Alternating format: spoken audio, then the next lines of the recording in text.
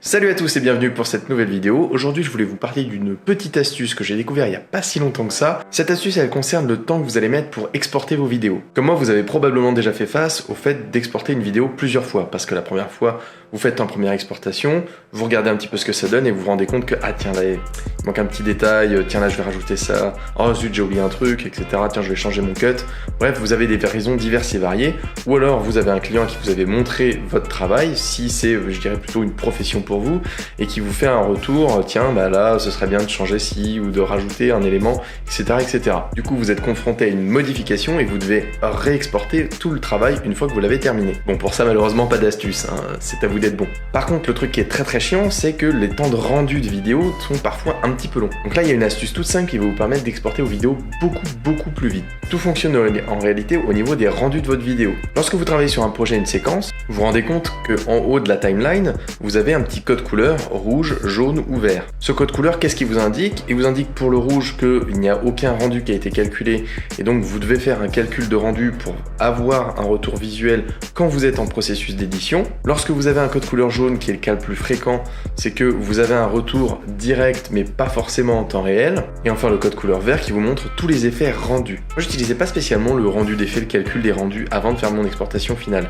Et c'était là mon erreur. En réalité comme la timeline était très souvent jaune, du coup je me contentais du petit retour vidéo que j'avais et j'ajustais éventuellement mes quelques modifs après. Il n'y a que quelques fois où le petit barre était rouge et là j'ai dû faire un rendu au niveau d'une sélection bien précise histoire d'avoir un retour vidéo de ce que j'étais en train de faire. Là où Adobe peut être plus malin au niveau de son exportation finale mais où c'est pas forcément bien expliqué et intuitif par défaut, c'est qu'il est capable de prendre le calcul des rendus que vous allez lui demander pour le retour vidéo et le retranscrire dans l'exportation finale. Pour ça il y a quelques réglages et paramètres à faire au niveau de votre séquence et de votre exportation. L'idée c'est que dans les réglages de séquence, vous allez être capable de définir, lorsque vous choisissez une séquence, vous dites par exemple je veux travailler sur tel format, avec telle dimension et tel taux d'image par seconde. Mais il y a un petit paramètre en plus qui est de dire je veux avoir les prévisualisations dans un certain type. Soit vous travaillez sur un format prédéterminé auquel cas vous n'avez pas trop le contrôle dessus, soit vous dites que vous voulez travailler en mode personnalisé et auquel cas vous avez la capacité de choisir directement un codec pour effectuer vos rendus. Moi avant je laissais un peu tout par défaut et du coup j'ai jamais fait trop attention à ça, j'étais en MPEG ou quelque chose comme ça par défaut.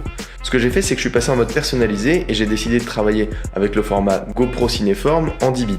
Si vous avez les moyens et la chance d'avoir un Mac, vous pouvez aussi travailler sur du ProRes ou ce genre de codec. Peu importe, l'idée c'est de choisir le codec qui vous convient et de l'utiliser pour faire vos prévisualisations. L'idée ensuite c'est que votre timeline, donc elle va être jaune ou rouge en fonction de ce que vous faites, et comme à peu près normalement tout le monde normalement constitué, lorsque vous travaillez sur un projet vidéo, en général vous faites soit des petites pauses, soit je dirais vous avez des temps de réflexion, ou alors vous cherchez un petit peu tiens du contenu, etc. Vous faites un peu de tri, bref vous faites des tâches qui sont pas de l'édition directe. Et ben l'idée à ce moment-là c'est tout simplement de lancer un calcul de rendu pendant que vous êtes en train de faire ça. Pour ça il suffit d'appuyer par défaut sur la touche entrée, mais il se peut qu'elle ne soit pas configurée, auquel cas je vous invite à faire un tour dans vos préférences de raccourci clavier, afin d'attribuer une touche par défaut à votre calcul de rendu. Une fois que vous avez fait ça, l'objectif est d'avoir une timeline toute verte. Et à ce moment-là, lors de l'exportation finale, vous allez donc faire vos paramètres d'exportation comme bon vous semble, et l'idée c'est de choisir le même codec que le codec que vous avez utilisé pour vos prévisualisations. N'oubliez surtout pas de cocher la petite case « Utiliser les prévisualisations ». De cette manière, il ne reste plus qu'à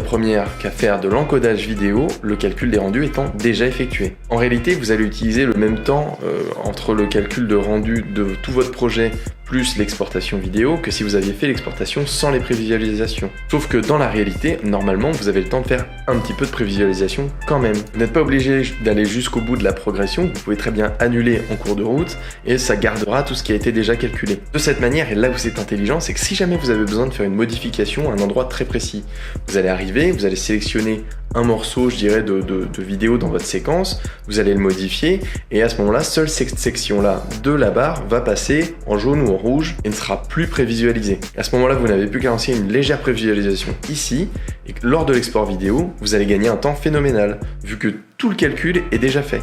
Pas de panique si jamais vous ne voulez pas exporter dans le même format et le même codec que ce que vous avez utilisé dans vos réglages de prévisualisation, vous gagnerez quand même du temps vu que Premiere n'aura plus que de la conversion de codec à faire, le calcul des rendus étant toujours fait. En fonction des configurations et des vidéos que vous faites, vous pouvez gagner un temps phénoménal. Moi par exemple, j'ai observé un gain de l'ordre de 5 à 10 fois moins de temps nécessaire pour faire l'exportation d'une même vidéo. Ce qui est littéralement monstrueux, donc je vous encourage vraiment à faire ça. Ça vous fera économiser un temps très précieux lorsque vous avez des modifications à faire sur vos vidéos. Voilà, c'est tout pour cette astuce assez rapide. Je pense que ça vous sera vraiment utile, je vous encourage vraiment à l'utiliser. D'ici là, n'hésitez pas à vous abonner et à partager au maximum le contenu de cette chaîne. N'hésitez pas à liker et à partager cette vidéo. Vous pouvez également vous abonner à la chaîne et appuyer sur la petite cloche pour avoir les notifications. Et moi je vous dis à très bientôt pour une prochaine vidéo.